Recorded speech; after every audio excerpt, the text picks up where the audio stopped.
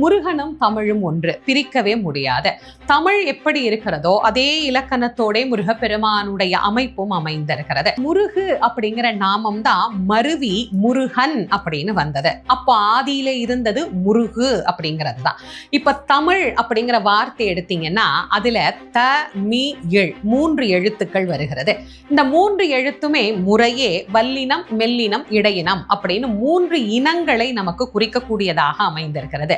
அதையே நீங்க முருகு அப்படிங்கிற வார்த்தை எடுத்துக்கிட்டீங்க அப்படின்னா மகரமையின் மேலே உகர உயிரேரியாக மூ என்கின்ற எழுத்தும், ரகரமையின் மேலே உகர உயிரேரியாக ரூ அப்படிங்கிற எழுத்தும், ககரமையின் மேலே உகர உயிரேரியாக கு அப்படிங்கிற எழுத்தும் அமைந்திருக்கிறது. மு ரு கு. முருகு முருகு முருகு என யார் ஒருவர் உருகுகிறார்களோ அவர்களிடத்திலே கண்முன்னே தோன்றி காட்சி தரக்கூடியவராம் முருகப்பெருமான்.